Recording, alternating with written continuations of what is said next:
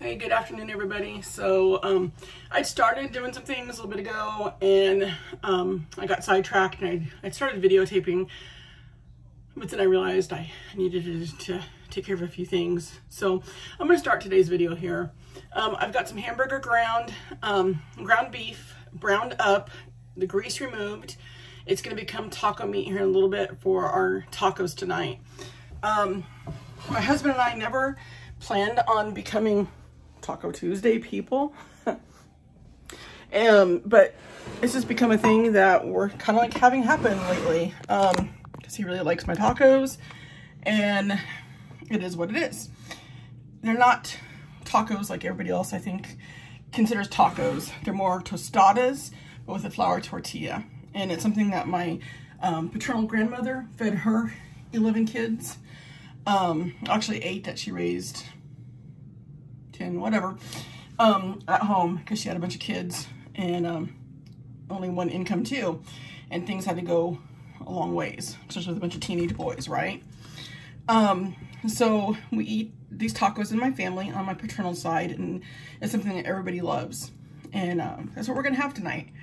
And then I've got a cake I've mixed up. It's a strawberry cake from a box mix, just because I did not take the time to get everything else prepared. Let me see if I can get that, you guys can see that better. So just the box cake mix mixed up. I'm putting the 13 by 9 Pyrex that's been greased and prepared. And it's gonna go in the oven and do its thing. I'm gonna make a strawberry cream poke cake. Strawberry is one of my husband's, or it is actually my husband's favorite flavor, scent. And so I thought I'd surprise him tonight with a strawberry cake for dessert when he comes home from work. And just simple, the cake mix, 3 eggs, the water and the oil mixed up, beat, put together, put in the prepared cake pan, or a Pyrex baking dish that I use, and I'm gonna put it in the oven right now for baking. Now, so I'm gonna point you back over, oh, not my washer and dryer, but my oven. So I'm gonna put it in, and I'm gonna put it on the low rack that I moved up. And you always wanna make sure you push it back to the middle of your rack. You don't want anything that you put in your oven to be up against the door, right? Because you want it to have an even cooking heat from all around that. Because if it's too far forward, too far to the side, or too far back, it's not going to have heat radiating all the way around it to bake evenly. And that's the thing, you want an even bake, right? Okay, so I fed my sourdough already, so I can get you guys turned around again. No, but I'll do it this way. And it's sitting over here in the counter where I showed you guys yesterday, fed and put back to bed. I took some of that starter and I mixed it. Hopefully you guys can see this. Bear with me as I'm trying to get used to this. I mixed it with some active yeast, 3 tablespoons or 3 teaspoons active yeast, 2 tablespoons of honey, a cup of warm but not hot water, and a cup of sourdough starter, and it's doing its thing. It's been about 8 minutes now. I'm gonna give it a few more minutes to finish activating and coming together, and then we're gonna make some honey sourdough oat bread. And you're like, what is she talking about? Because that's not sourdough. And you're right, it's not a true sourdough, but it's a really good bread. A really good bread. So I took some quick oats and I just mixed them up with some water until they got nice and soft. So consistency of oatmeal without milk. And it's been sitting waiting, and that's going to become part of this bread too. I know some people are probably like, this is disgusting, Jennifer. It's already looking gross. I'm gonna tell you guys what, this bread is so good. So good, in fact, that this is all that's left of one loaf that I baked on Sunday, and I delivered another loaf to my one niece today. So good for toast, the bread I was telling you guys about. It's not as tangy as a true sourdough, and It can be used for sandwiches. It can be used for French toast. It can be used for toast, just snacking on with some butter, you know, smeared on it. It's really yummy. So, recap what I've done so far tonight after work. I have mixed up the cake, put it in the oven, which reminds me, hey Siri, start a timer for 20 minutes. 20 minutes, counting down. That way I can remember to check my cake, because I don't want to burn it. And then I browned some hamburger, about 1.25 pounds for tonight's tacos. And I've got the dough, yeast, the sourdough starter, water, and honey over there doing its thing. And that way I can see if it will be ready here shortly for me to start putting in the flour and get it to do a first rise while you guys are here. All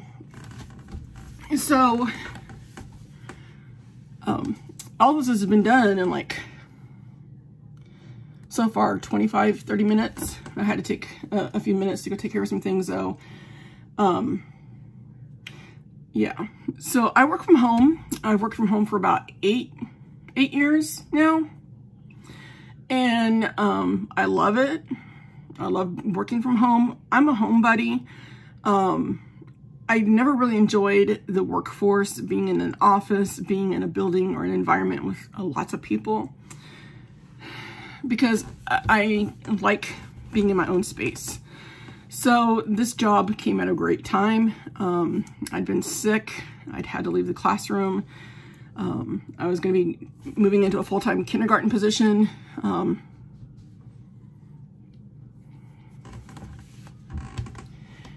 And I got sick and I couldn't work.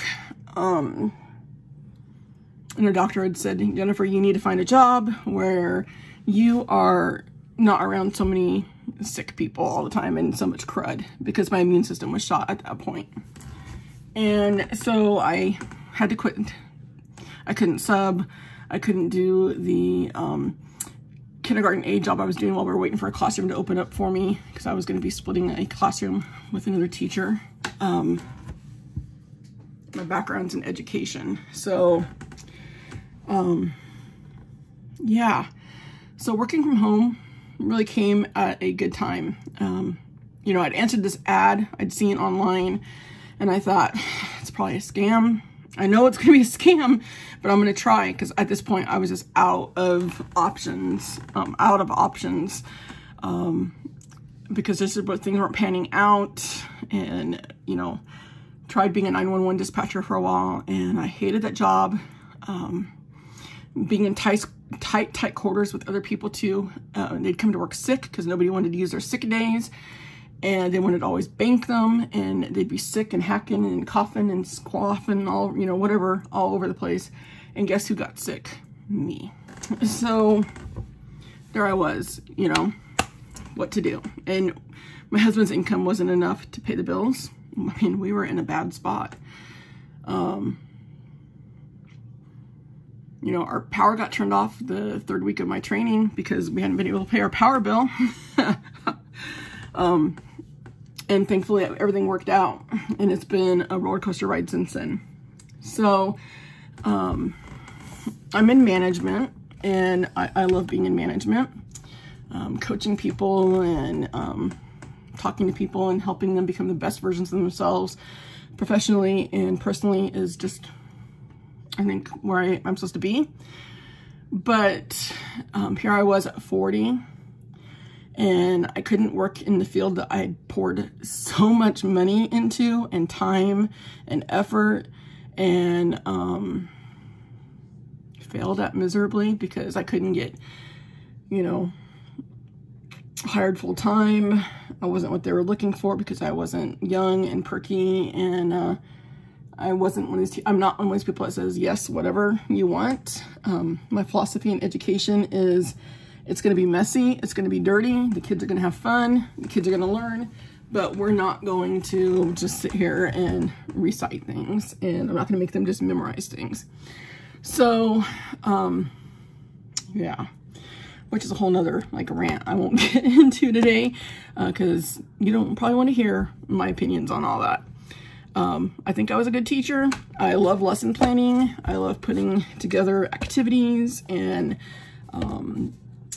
lesson plans based on skill levels and knowledge and everything that we need to do to make kids, you know,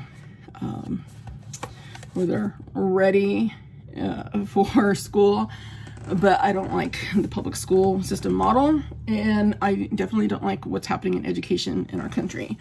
And so it just wasn't a good fit, plus with me being sick. So I had to leave that kindergarten position that I'd finally got, and I was excited about.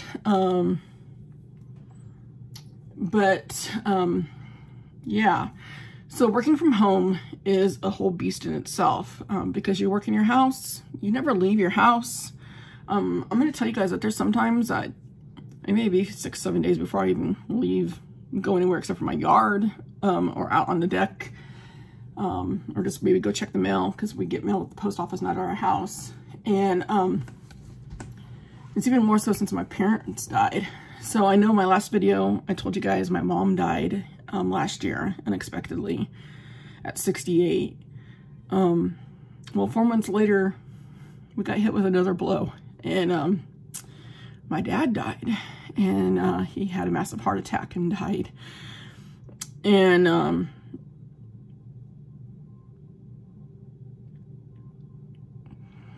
you know, we know that people are going to pass. And God tells us that he has the hairs on our head numbered and our days on earth numbered, and only he knows. But I don't think we ever really prepare for having the loss of people that are so special to us.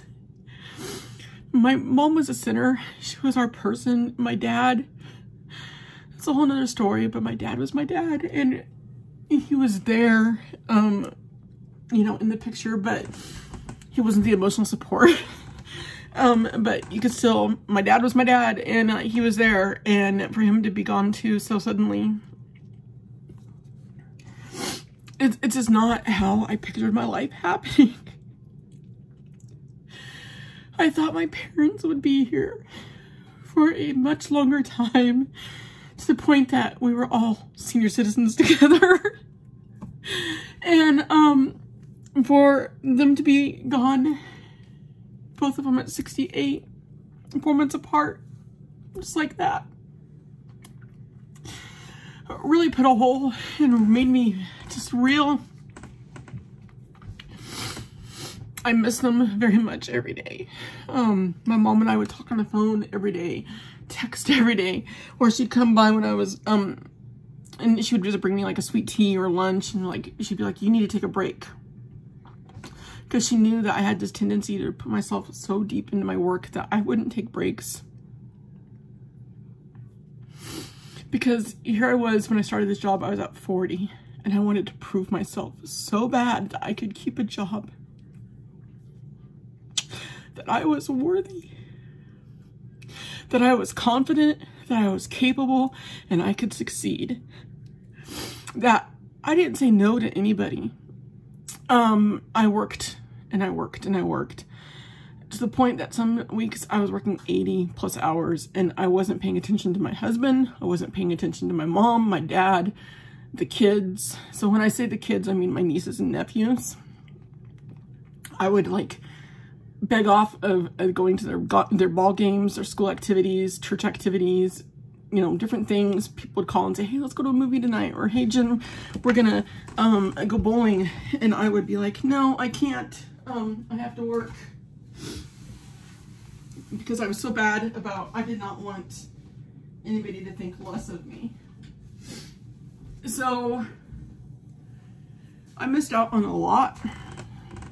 And then mom and dad dying this last year, there's this huge hole, even more so, because they were my people. You know, my mom and I, we went junking together. She'd come over and talk to me, bring me lunch sometimes, or sweet tea. We'd walk together every day.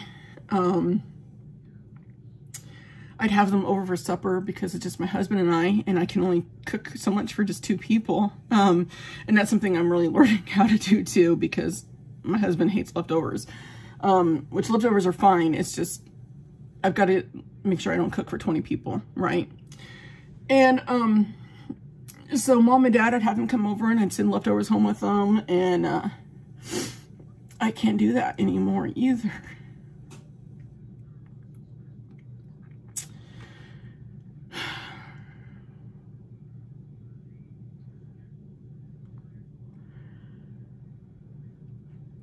I was driving around one day last January with my mom. We'd gone to a town not too far because she was remodeling her house. And she was looking at flooring options, and she was getting ready to order the flooring. And she was so excited. My mom deserved a nice house so bad. And, sorry guys. So we were out doing this and, you know, our usual messing around, and she wasn't feeling good. And I had told her, you know, you need to go to the doctor. She's like, yeah, I'll go back to the doctor. And she didn't really want to because she'd gone in a few months before, and the doctor just gave her pills for water weight. And she's like, that's not what's wrong with me. But she wasn't feeling good. And so she's like, do you mind if we just drive around? And we just drove around because we did that a lot, exploring. And my mom told me, she goes, Jennifer, I don't want to spend the rest of my life with any more regrets or alone. And I'm not going to go into the rest of this conversation because it's personal, but she also said that she didn't want to live her life, the last few years of her life, in a nursing home or be a burden to her children. And I was like, well, Mom, you don't have to worry about that. You're not alone, and you're not going into a nursing home or assisted living anytime soon. Maybe in 20, 30 years, we'll figure out if that time comes. And just less than 3 weeks later, she was gone. Oh, there was more conversation to that, and more conversations that lead me to realize that I think my mom knew. I think my mom knew something was really seriously wrong and that she wasn't going to be with us much longer. And then, my dad had been out to the house one day for supper, and I sent him home with more food and, you know, everything, and leftovers and some stuff so we can make a meatloaf on his own. And he's like, yeah, you know, I'm not going to be around much longer, Jennifer. And I was like, Dad, whatever. You're not going to go running off with some hoochie mama. To see, my dad was talking to women online, and my parents were divorced the last 5 years of their lives because my mom had divorced my dad, which is a whole other story. But he was out on my front porch as he was leaving, and he's like, you know, I'm not going to be here much longer, Jen. And I'm like, Dad, I don't care what these women say online. You're not going off to some place to live with some woman that you just met online. And I know you're lonely, but you just need to come out here for a couple days and have dinner with Roy and I promise we'll do better about spending time with you. And he's like, oh, okay. And so we'd made plans that when he came back from my brother's, because he went up to my brother's to take care of their animals while they went on vacation, that he was supposed to let me know when he was going to be headed back, because I was going to have dinner, and he was going to come to my house first, have a dinner, and then head home. My dad never came back. He'd had a massive heart attack one day and was found almost a day later, after we couldn't get a hold of him. And that's a whole nother story. Maybe I'll share. But anyways, so 2022 has not been good. And I've been a workaholic. I've gotten to where I had started cutting back before my mom had died. About 6 months before mom had died. And only working 40 hours a week. And being present and at gatherings and doing some more stuff and saying no to people and just really being present. And I just don't know, even more so now since they both passed. And I have this huge hole that I realized how important it is to be present in the moment. Your job does not matter. It pays the bills, but it is not the controlling factor in your life. Your job pays the bills, but it does not dictate how you live. It does not dictate where you live. It does not dictate who you live life with. You can isolate yourself all you want to try to pour yourself into that job, but ultimately you still need to be a part of that family of life. And so that's what I'm trying to do, is being present, and I'm doing better at it. I really am. But with all that said, so I've had a lot of rough where I've just not wanted to do anything.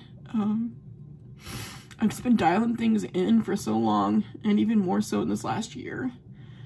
But one day, God's just been talking to me and saying, Jennifer, you need to stop. You need to be present. You need to live life, and you need to be in that moment. So that's what I'm working on. Oh, sorry guys, this is all over the place, and you didn't want to listen to somebody's sob story, because I hate that on YouTube, listening to people's sob stories sometimes. I'm sorry. But yeah, so I'm really trying hard. I'm really trying hard, and I'm bringing you guys along for that journey. And so I can talk to you guys, so I don't have my mama to talk to anymore.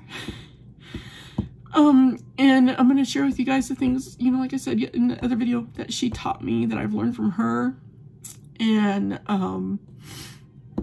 the things that we always wanted to do, and what makes me me. And I'm going to get back in the swing of things. So that strawberry cake's baking. Siri hasn't told me it's time yet.